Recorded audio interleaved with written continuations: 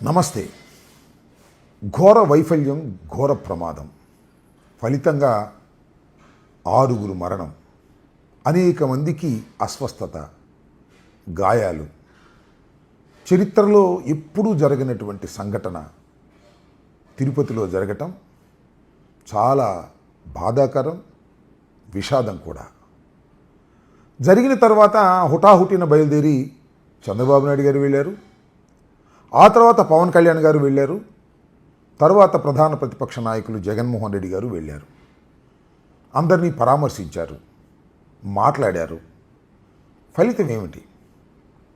చాలా చిత్రంగా అనిపించింది. ఏంటంటే అసలైన బాధ్యుల్ని రక్షించే కార్యక్రమం నారా చంద్రబాబు నాయుడు గారు ఉద్దేశపూర్వకంగా చేస్తున్నారు. ఏం చేశారు? చివరికి ఒక డిఎస్పి రమణ కుమారు, అదేవిధంగా టీటీడీ గోశాల ఇన్ఛార్జిగా ఉన్నటువంటి హర్నాథ్ రెడ్డి, వీరిని సస్పెండ్ చేశారు, బదిలీ చేశారు. ముగ్గురిని, ఎస్పి సుబ్బారెడ్డి గారిని, జేఈఓ గౌతమిని, అదేవిధంగా సిఎస్ఓ చీఫ్ సెక్యూరిటీ ఆఫీసర్ శ్రీధర్ని, వీళ్ళని బదిలీ వేటు వేశారు. దీంతో సుమారుగా తెరదించేటటువంటి ప్రయత్నం చంద్రబాబు నాయుడు గారు చేశారు. ఇది అసమంజసం, ప్రమాదకరం కూడా. ఎందుకంటే ఇలాంటి సంఘటనలు మళ్ళా పునరావృతం కాకుండా ఉండాలి అంటే కఠిన చర్యలు తీసుకోవాలి. కఠిన చర్యలు తీసుకున్నప్పుడే అందరూ జాగ్రత్త పడతారు. నిజానికి ఎవరు దీనికి బాధ్యులు? టీటీడీ కాదా? ప్రభుత్వం కాదా? చైర్మన్ కాదా? టీటీడీ ఈఓ కాదా? జేఈఓ కాదా? చెప్పమని అడుగుతా ఉన్నా. దీనికి పూర్తి బాధ్యత వహించవలసింది ఈ ముగ్గురు. ఇది నేను చెబుతున్న మాటే కాదు. సాక్షాత్తు పవన్ కళ్యాణ్ గారు, డిప్యూటీ సీఎం గారు వెళ్ళి పరామర్శించి ఆయన ప్రెస్ మీట్లో మాట్లాడుతున్నప్పుడు ఈ ముగ్గురు దీనికి బాధ్యత వహించాలి అని స్పష్టంగా చెప్పినటువంటి వ్యవహారం. బహుశా చంద్రబాబు నాయుడు గారు, పవన్ కళ్యాణ్ గారు మాట్లాడుకున్నట్లు లేరు, ఇంకా అందువల్ల ఒక దోవలో లేరు. ఈయనేమో ఈ ముగ్గురిది బాధ్యత అని చెప్పాడు, ఆయనేమో వారిని ఎవరినో అనామకుల్ని, పాపం డిఎస్పిని, ఒక గోశాల ఇన్ఛార్జిగా ఉన్న డైరెక్టర్ని, ఇద్దరిని సస్పెండ్ చేసి చెయ్యి దులిపేసుకునే కార్యక్రమం. దాంతోపాటు జ్యుడిషియల్ ఎంక్వైరీ వేశారు.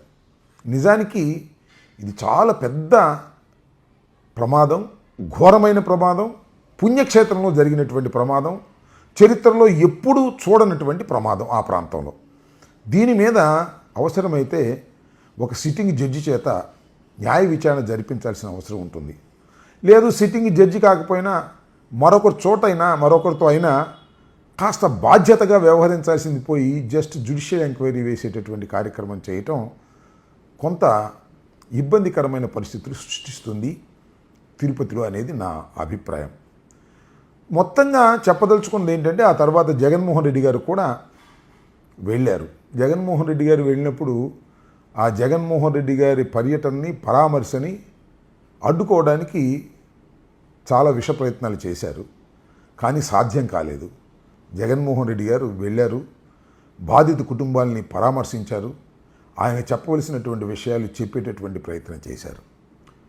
ఇప్పుడైతే జగన్మోహన్ రెడ్డి గారు కూడా బయలుదేరి వెళ్ళారో, ఆయన్ని నివారించేందుకు పవన్ కళ్యాణ్ గారు లోపల ఉన్నారని ఆయన్ని వెళ్ళకోకుండా అడ్డుకునే ప్రయత్నం చేసినా జగన్మోహన్ రెడ్డి గారు దాన్ని లెక్క చేయకోకుండా ముందుకు వెళ్ళటం వల్ల వారిని రీచ్ అయ్యారు. రీచ్ కాకోకుండా ఇవాళ దాన్ని క్లోజ్ చేయాలనేదే వారి ప్రధానమైనటువంటి కుట్ర. ఇలాంటి ప్రమాదాల్లో కూడా జగన్మోహన్ రెడ్డి గారిని వెళ్ళకోకుండా నివారించాలనేటువంటి ప్రయత్నం చేయటం ఒక దుర్మార్గమైనటువంటి అంశంగా నేను భావిస్తున్నా. దీనిలో చంద్రబాబు నాయుడు గారు ఒక మాట చెప్పారు. అదేమిటి అంటే, ప్రతిసారి కొండ మీదే టోకెన్లు ఇవ్వటమో లేకపోతే లైన్లో ఉండవారికి దర్శనం ఇచ్చేటటువంటి కార్యక్రమం వైకుంఠ ఏకాదశి రోజు కూడా జరుగుతుంది. ఇవాళ ఎందుకు కింద వాటిని మీరు ఇచ్చేటటువంటి ప్రయత్నం చేశారు అని మాట అన్నారు. దీనికి బాధ్యులు ఎవరు? ఆ డిఎస్పీను లేకపోతే ఆ గోశాల ఇన్ఛార్జా? ఖచ్చితంగా పాలక మండలి కాదా? చైర్మన్ కాదా? ఈఓ కాదా? జేఈఓ కాదా? వాళ్ళు మాత్రం జాగ్రత్తగా ఉండాలి. పాపం అనామకుడు, పాపం చిరు ఉద్యోగి లాంటి డిఎస్పీ మాత్రం సస్పెండ్ కావాలి. సుబ్బరాయుడు గారు మాత్రం సింపుల్గా బదిలీ ఇచ్చి ఇంతకన్నా పెద్ద పోస్టుకి ఆయన్ని మీరు పంపించేటటువంటి కార్యక్రమం చేస్తున్నారు. ఎందుకు ఈ విషయాలను నేను స్పష్టంగా చెప్పదలుచుకున్నానంటే, ఇంత ఘోర ప్రమాదంలో, ఘోరమైనటువంటి వైఫల్యంలో కేవలం చిన్న ఉద్యోగుల్ని సస్పెండ్ చేసి పెద్ద ఉద్యోగుల్ని కాపాడాలనే ప్రయత్నం మీరు చేస్తున్నారు. ఎందుకు కాపాడాలనే ప్రయత్నం చేస్తున్నారో నేను ప్రత్యేకంగా చెప్పాల్సిన అవసరం లేదు. ఈఓని కానీ, జేఈఓని కానీ, ఎస్పీని కానీ మీరు ఎందుకు కాపాడాలని అనుకుంటున్నారంటే, వీళ్ళందరూ కూడా మీరు చేస్తున్న కుట్రలో భాగస్వాములు.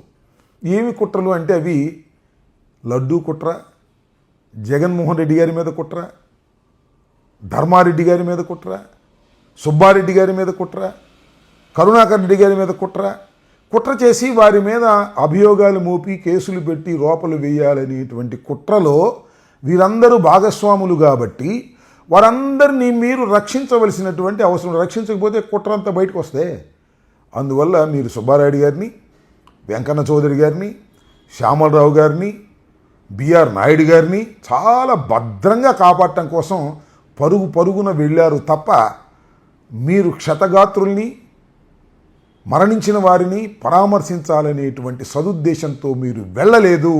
వారిని కాపాడటం కోసం ఎవరినో ఇద్దరిని సస్పెండ్ చేసి జ్యుడిషియల్ ఎంక్వైరీ పేరుతో మసిబూసి మారేడుకాయ చేయాలనే ప్రయత్నం మీరు చేస్తున్నారు. దీనివల్ల చాలా నష్టం జరుగుతుంది తిరుమల తిరుపతి దేవస్థానానికి. ఎందుకంటే చాలా పవిత్రమైనది, ప్రపంచ ప్రఖ్యాతిగాంచినటువంటిది తిరుమల తిరుపతి దేవస్థానం. ఆ దేవస్థానంలో జరిగినటువంటి ఈ ఘోరమైనటువంటి ప్రమాదాన్ని, వైఫల్యాన్ని మసిబూసి మారేడుకాయ చేయాలని చంద్రబాబు నాయుడు గారు ప్రయత్నం చేయటం చాలా దురదృష్టకరం.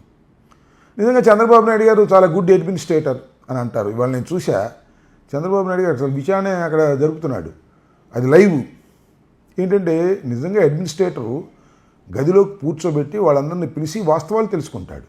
అంతే తప్ప బయట బహిరంగంగా విచారణ జరుగుతుంది. అమ్మ గౌతమిని అడుగుతూ ఉన్నాడు, మీకు ఎన్నింటికి వచ్చింది, ఏ సమాచారం వచ్చింది, మీరు కంప్లీట్ వాట్సాప్ గ్రూప్ మెయింటైన్ చేస్తున్నారా, ఏం శ్యామరావు గారు మీరేం చేస్తున్నారు? ఇవన్నీ ఏంటంటే కంటి తుడుపు చర్యలు. వారి మీద ఏదో దబాయిస్తున్నట్టుగా మాట్లాడి ఆయన హీరోగా ఉండాలనేటువంటి ఒక ప్రత్యక్ష ప్రసారంలో ఆడినటువంటి నాటకం తప్ప అది అడ్మినిస్ట్రేటర్ యొక్క లక్షణం కాదు. అది ప్రచారం కోసం ఉపయోగించుకునే కార్యక్రమం తప్ప, అడ్మినిస్ట్రేటర్ అంటే చంద్రబాబు నాయుడు గారు అడ్మినిస్ట్రేటర్ కాదు అంటే ఒప్పుకునేది లేరు. ఈనాడు, ఆంధ్రజ్యోతి వీళ్ళందరూ కూడా వాళ్ళే ఆయన లేనిపోయినంత గొప్ప అడ్మినిస్ట్రేటర్, బ్రహ్మాండంగా చేస్తానని ప్రచారం చేశారు. అదేం కాదు, ఆయన ప్రచార ఆర్భాటాల కోసం చేసేటటువంటి కార్యక్రమంగా ఉంది. ఏది ఏమైనా ఒకటి మాత్రం వాస్తవం, ఘోరంగా వైఫల్యం చెందింది రాష్ట్ర ప్రభుత్వం, టీటీడీ బోర్డు. కానీ చిన్న ఉద్యోగులు, డిఎస్పి లేదా గోశాల ఇన్ఛార్జి ఇద్దరిని సస్పెండ్ చేసి ఇంత పెద్ద సమస్యని పక్కకు నెట్టే ప్రయత్నం చేయటం దుర్మార్గం. దీన్ని అందరూ ఖండించాలని కూడా ఈ సందర్భంగా నేను చెప్పదలుచుకున్నాను. హిట్ టీవీ యాప్, ఇందులో short news, live news, entertainment shows, movies, digital magazines తో పాటు మీ జిల్లా వార్తలను కూడా ఫ్రీగా చూడొచ్చు. అంతేకాదు కేజీ నుంచి పీజీ వరకు విద్యార్థులకు స్కాలర్షిప్ కూడా అందిస్తున్నాం. ప్రతి వారం 10 మందికి లక్కీ డ్రా ద్వారా ఒక్కొక్కరికి 10,000 రూపాయలు అందిస్తున్నాం. ఇంకెందుకు ఆలస్యం, వెంటనే హిట్ టీవీ యాప్ ని డౌన్లోడ్ చేసుకుని ఫ్రీగా ఎంటర్టైన్మెంట్ పొందండి. Hit TV app. Hit TV app. Please download hit TV app. Hit TV app ని ఫ్రీగా డౌన్లోడ్ చేసుకొని ఎంజాయ్ చేయండి. మీకు నచ్చిన ఎంటర్టైన్మెంట్ కోసం హిట్ టీవీ యాప్ ని ఫ్రీగా డౌన్లోడ్ చేసుకుని ఎంజాయ్ చేయండి. హిట్ టీవీ యాప్ ని డౌన్లోడ్ చేసుకుని ఆస్వాదించండి, ఆశీర్వదించండి. ఇంతమంది సెలబ్రిటీలు హిట్ టీవీ యాప్ ని డౌన్లోడ్ చేసుకోండి అని చెప్తున్నారంటే ఎంత మంచి యాప్ ఆలోచించండి. అమెరికాలో చదవాలనుకునే వాళ్ళకి విశ్వసనీయమైన పేరు మన శౌర్య కన్సల్టెన్సీ. UK లో 1 year masters, UK లో 1 year masters, 2 years work permit up to 5 years visa. Contact Saurya Consultancy.